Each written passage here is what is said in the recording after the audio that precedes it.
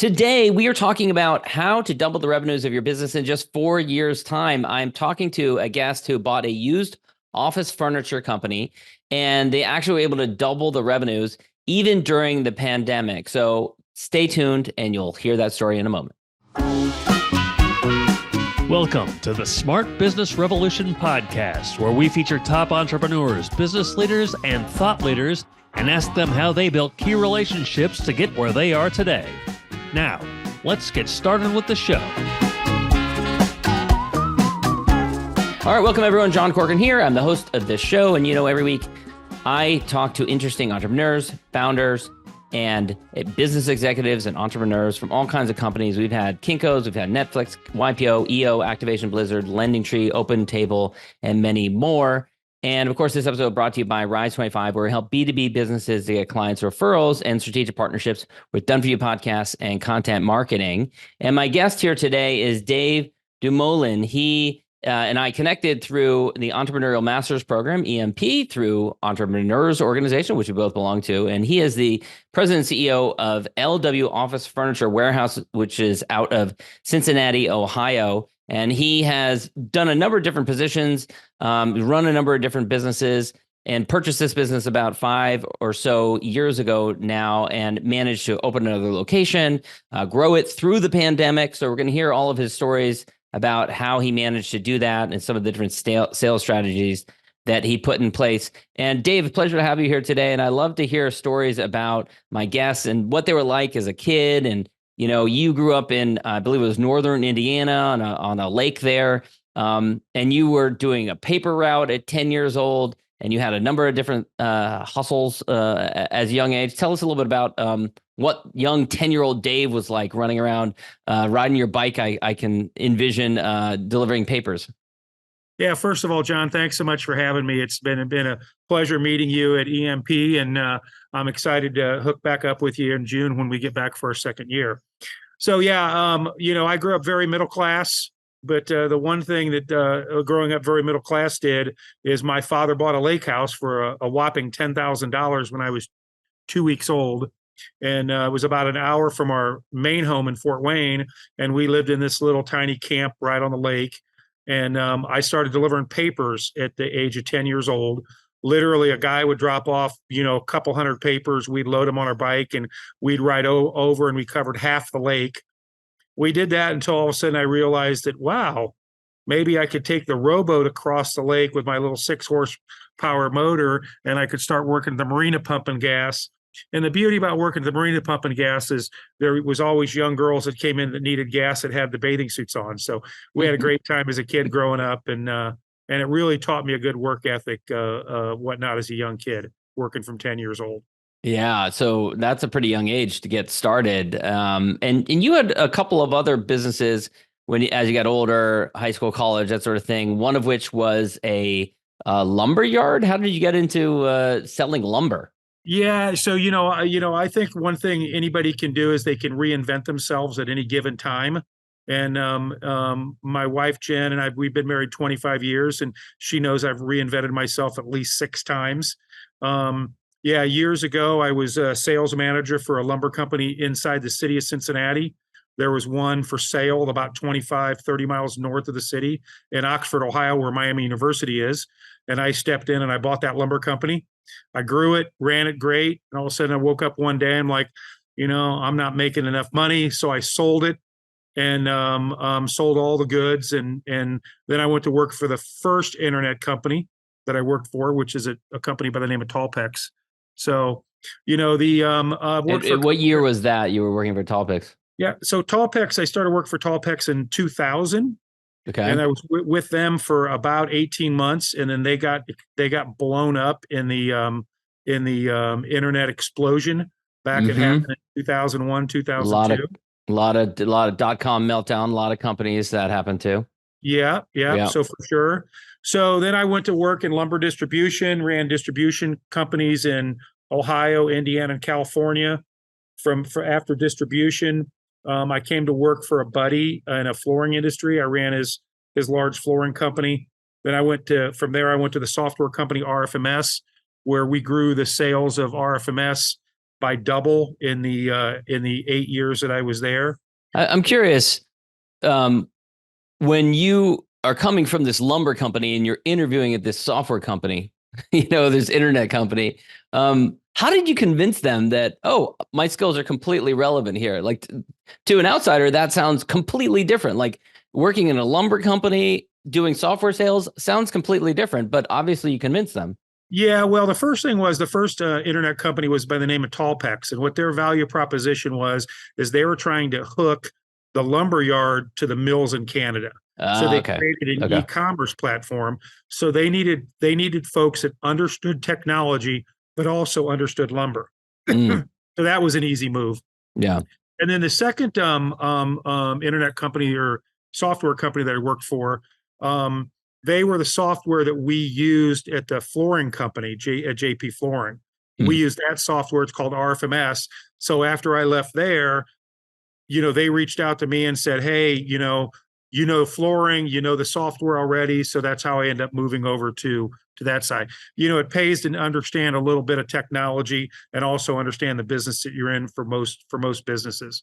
Right. What drew you to sales? I've always sold. My dad sold. I just think it was just kind of a natural personality. I really enjoy the one-on-one communication. I enjoy the mindset around sales. I enjoy working with customers, and I'm a pretty easy and friendly guy to get along with, and that bodes well with sales. How do you identify someone who's going to be good at sales? It's so much different now than it used to be. I mean, sales used to be done on a handshake years ago, and now it's all done, unfortunately, with paper and contracts and things like that. I'm always a first thing I always like to do is have them tested on a personality test to kind of understand what they think and how they think. But Do you they have one you definitely like in particular, or is that something you put together yourself? We've done a little bit of everything on them. I've kind of jumped around. I wouldn't say I found one that I actually love. I don't think that they're 100% accurate. I think they'll give you what I think they do is they give you the ability to check your gut. We all like to hire a little bit off Yeah. gut. I think when you're hiring sales, you're hiring from somebody that's got experience in the back. Have they sold big things before? For me, it was always what size of ticket have they sold before? So like when I was selling with the software company, we like to hire people that were in the flooring industry because we were flooring software. But if they've never sold anything over $1,000 or $2,000, you're never going to get them to sell $100,000 piece of software or more. Yeah. So I think it all goes back with how comfortable they are with the conversations. And a lot of that is just by spending time with people on an interview. And usually it's, for me, when I'm interviewing people, it's 2, 3, 4 interviews before I actually get anybody that give anybody an offer that's going to get us somewhere on a job. So now you're a personable guy. You like talking with people. You seem like you're easy to talk to and enjoy people. But what's interesting to me is a lot of times there are people who can be really good at sales that aren't maybe as naturally chatty. Maybe they make up for it with discipline or with consistency or follow up or knowledge or something like that. What are your thoughts on that in terms of like what makes a personality of someone who's going to be good at sales? Do you find that it's they have to have a lot of the personality, or are there other character traits that make up for it? Yeah, I don't think so, because not everybody likes a wet personality like mine, right? Some people like a dry personality. Yeah. And I would say it really goes back to, how are they with a customer? Do they have eye contact, and do they have critical thinking, and can they actually carry on a conversation? It's not necessarily about, hey, yay, rah, rah, rah, let's go. Here's what I can do for you. It's as much about how do you create a relationship. And I think the key on most good salespeople is they can create a relationship on any type of person that's out there. Somebody that's super dry, somebody that's super wet, somebody that's super serious, somebody that's a super critical thinker. They've got to be able to mold and chameleon themselves a little bit to be able to create rapport on that. But at the same time, John, a lot of that's changing now. As we all know, there's very little There's very little sales that are actually happening now face to face on things. The pandemic and the world has really changed how some of that sales stuff is doing. Corporate travel's not back yet. If you start talking to a lot of these guys that are out there, they've shut all that down and they're now selling this way, like you and I are on a Zoom call or a conference call. And I think a guy like me would have a hard time doing that on a regular basis now compared to the way I've had always sold in my previous years. Yeah. Yeah. It's a really interesting time, for you, for the time that you bought this business, and a testament to what you've done, the fact that you've been able to grow the business in spite of all those changes. Could you buy the business in, I believe, beginning of 2019, a year later, the pandemic hit?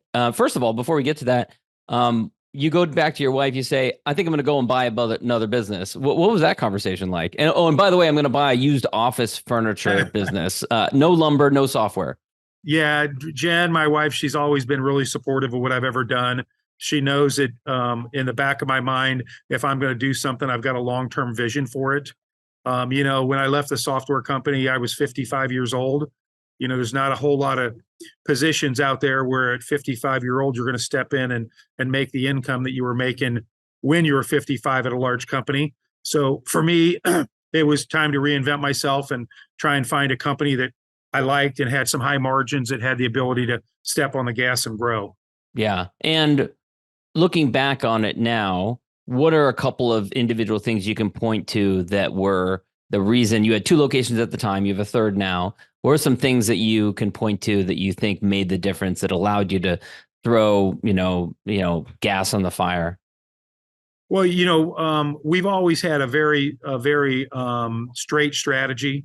We've always in our strategy is, we sell privately owned businesses under 50 employees, new and used office furniture. And when I bought the company, we were probably 90% used and 10% new. And today we're 50-50. We're 50% new, 50% used. And what drove that? Why did you make that change?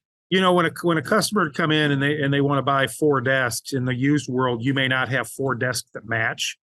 So we import a line out of Lithuania that is out of Europe, and we stock it. We stock 3 different colors. It's deep. We stock a lot of inventory. We've got very quick ship time.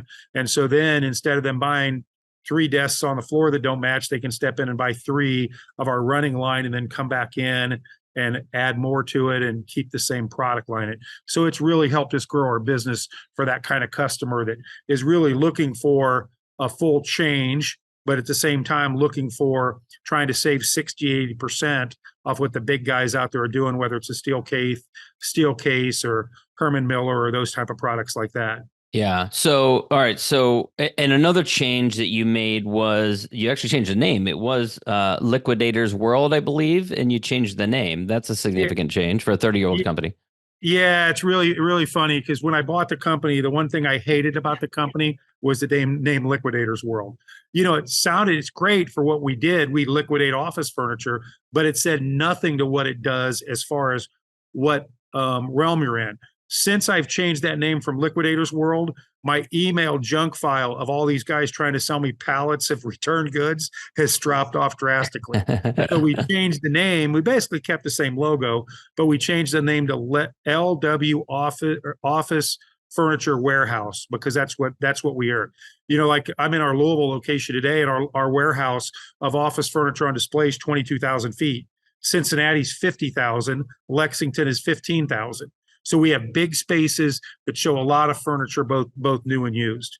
Yeah. How do you manage these different locations? You got 3 different locations now. It's good staff. I mean, I've really set my company up that I don't need to be here. The things that I do in the company, I can literally do remote. I've got great manager in Louisville, great manager in Lexington. I've got a great couple managers in Cincinnati.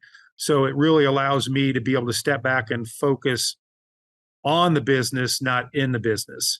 So in the summer, we live on a lake in northern Michigan, and I'm probably gone in the summer, 100 days of the summer.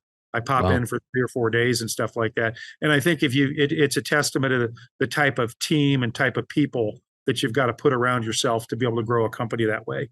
Yeah. I wanted to ask you about March of 2020. So March of 2020 is when the pandemic hits. You've owned the business at this point for about a year. What's going through your brain as you start to see this thing unfold? You know, you own this business. I imagine you had people coming in at that time, primarily not buying office furniture on Zoom. What was that like? Well, it was really funny. So, like all of us, we all had the, oh my goodness, what just happened here? And they shut us down and we're all going to die and all that kind of stuff. And literally, we closed for 1 week. And it was literally 1 week for me to get my head wrapped around things, making sure that we could bring everybody back safe. And literally, we deemed ourselves as a necessity company. And the reason we deemed ourselves is, we sell hospitals and we sell, the electrical line guys, we sell construction guys, all these guys were working. That's primarily our customer base. So we were super careful about it, spreading everybody out when you've got big facilities and you got a big warehouse that helps. Out, yeah. Right. You got plenty of people. And then all of a sudden the droves started coming in. We will never sell the number of chairs that we sold in 2020 and I don't think we'll ever top those chair sales. Who were those customers? Were they businesses? Were they consumers? No, like individuals? It was everybody that got pushed home. Yeah. Right. And we're told to work from home now. And now all of a sudden they're sitting at their dining room table. They came in and they bought a chair from us for, $89 or whatever, a used chair. Yeah. And then once the corporate guys kind of figured out that they're not going to be home for a while, they then gave a lot of those guys a stipend to go out and buy a good chair. Okay. So then they came back in and they bought another chair. But a better chair. But they bought even a better chair. So we grew in the pandemic. I mean, we were super fortunate that we actually grew not only profit, but we also grew top line sales in the pandemic, where we all had that first couple of weeks going, oh my goodness, what's going to happen? Yeah. And my attitude was, if we're going down, I'm going down swinging. Yeah. Did you have supply chain constraints as well? We did on our new stuff, right, for sure, big time. But at the same time, our used business picked up. When companies could get out of their leases, and if they were 3 to 6 months out on their lease, they'd shut their office down, and then we would go in and clean everything out, and then would give us product to be able to sell. Yeah. And back in the pandemic too, I mean, huge companies that we all heard of that went out of business. WeWork's closed so many places, right? We were buying used chairs by the semi-load out of places, and WeWork chairs. Right. And then we'd come back, we'd clean them, sanitize them. We warranty all of our used product for 3 years. And literally it worked out great for us. Now then that customer then got back to work and they're back buying new desks and buying things like that. Over 50% of our customers are repeat customers. So that means once they find us, they come back again and again and again. And, it's interesting because buying habits changed during the pandemic. A lot of people were dealing with, 4 or 5 family members at home under the same roof. They're trying to make the space work. So they wanted maybe a small desk in this corner. Did you find that you had the products that people were shopping for at that time? Yeah, we really did. With the size of facilities that we have, we carry a lot of inventory. And a lot of inventory is all different sizes. And it was easy for us to fill the orders. Most of the people took them with us. We'd done we did some deliveries. Usually we were super careful with deliveries, making sure people weren't in offices and things like that. And you know what, as a private business owner, you just figure it out, right? Yeah. I mean, and that's the beauty of the private business owner, the entrepreneurs out there. We just all stepped up and had to figure it out. And for some of us, we were lucky enough to grow through the pandemic and then continue to grow right from there. Yeah, I want to ask about that because there were a lot of companies that had these weird trajectories where pandemic hits, they're worried they're going to lose everything. And for a month or two, there's like no business. And then all of a sudden everything picks up. And then there are a lot of companies that come 2022 or 2023 had this hangover effect where all of a sudden, maybe it was supply chain or some kind of ripple effect really led to a big downturn. Why do you think that you didn't experience that? Well, for the main reason of who our customer base is. Privately owned companies under 50 employees. And you know what? Those guys, They just figure it out each day. They're doing the same thing you and I are doing. They're trying to grow their business. So, and if they grow a person or two a year, that means they need a desk or two a year. And that's our actual bread and butter. The guys that just keep coming in over and over again. Hey, we got to go hire somebody, go CLW, and let's pick up some new product for those. And then from there, we ended up with the guys that were downsizing. So maybe they had an office of 300 people, and now they're downsizing to 150. Well, we could go in and supply that smaller office, take out their used stuff, recycle it. We're one of the true recycling green companies that's out there. An interesting statistic, John, that we heard last week kind of going around the industry is 2023 was the first year more office furniture was thrown away than manufactured. Ugh. And so we're one of the few companies out there that are technically recyclers. I mean, we recycle thousands of chairs a year. Yeah. It's rare that you see a business that is hedged against both kinds of economies, because right now we're recording this in early 2023. 2022 was a really strange year economically. A lot of industries were down. A lot of companies were making layoffs. At the same time, at the end of the year, there was a lot of companies hiring. And it seems to me that, especially now that you have this 50-50 mix between used and new office furniture, that intentionally or not, you've hedged yourself against down economies and up economies so that you don't lose in either type of scenario. Is that an accurate assessment?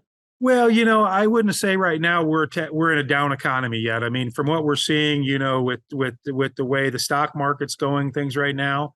I mean, granted, is there a lot of inflation out there? There's a tremendous amount of inflation, but right now the American businesses out there still growing. They're still spending money, and we're riding that wave. The good part about it too is there's been a lot of furniture out there for us to acquire and recycle and really help grow our business that way. I like to think that if we are in a down economy, we're going to do okay. Right now, I don't think we've seen that yet. We're had a great year. I mean, January of 2024 that we're in right now, we're having an unbelievable start of the year. It's a really funny thing. So, John, at the end of December, we started running some marketing and stuff about 179, right? The tax rule that allows you to depreciate you as long as it was put into place in December. New and used office furniture falls into that. So we ran a bunch of marketing around that. We had one of the best Decembers we've ever had. And people were all coming in saying, hey, I got your post or I got your marketing on taking the 179 tax rule. Thanks for sending that out. I want to buy $10,000 worth of furniture, have it delivered because I don't want to have to pay tax on it. So with all those businesses out there coming in like that, gave us a glimmer of hope that there's a lot of guys out there making some good money this year, and we're trying to spend some money so they don't have to pay tax on it. How do you decide geographically what direction you want to go into? Because you got a couple of different physical locations now. Do you look at like population? Do you look at where your current customers are coming from? Do you look at where businesses are growing? How do you decide this third location that you opened recently and where you go next? Our thought process is on our first of all, we're looking for other companies to purchase, right, on an acquisition basis. And the second type is greenfields. So our greenfields would be roughly 100 miles to 125 miles away. So like other areas that we're looking at rapidly now are Columbus, Ohio, Dayton, Ohio, Indianapolis, Indiana, Cleveland, Ohio, Toledo, Ohio, Grand Rapids, Michigan, Nashville. So we're trying to take our central nucleus of Cincinnati and kind of pop out there 100 to 150 miles that way. Okay. So, and what does that mean, greenfields? Greenfield, brand new. We just go in, you put a lease in, you throw some phone lines in and some internet, and you fill it full of furniture and start doing marketing. Yeah. It's a bit risky, right? Oh, I don't know. Like in our Lexington location, we've got 2 people right now.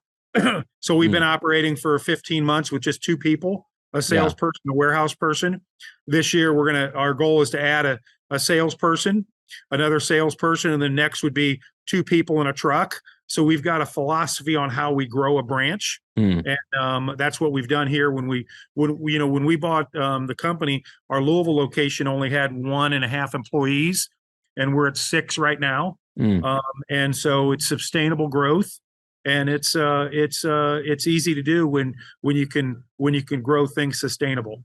And one of the challenges, of course, with the warehouse is you don't want to buy too much space and have to pay for all that rent. You don't want to buy too little either and not have expansion possibilities. So how do you hedge against that? Or do you just, resign yourself to, well, we'll start with whatever it is, 10,000, 15,000 square feet, and we might have to move at some point? Well, it's interesting you say that. So we moved when we changed our name from Liquidators World to LW Office Furniture Warehouse, we also did that with a move. And that's why when our Cincinnati location, we moved from 30,000 to 50,000 feet. When the place was empty and right before the movers showed up to move everything, I'm walking through it and going, oh my God, what did I do? And then after it was filled, I'm like, I should have went bigger. Really? Yeah. We have a little bit of mentality of have a hunch, buy a bunch. Right. So it's been, our Lexington location is our smallest right now at 15,000. And I wouldn't want to go any smaller than that. Since our Louisville location is 22, which is a good size, we can still show a lot. So I'm guessing going forward, we're going to be from 18 to 25,000 on our satellite locations. Yeah.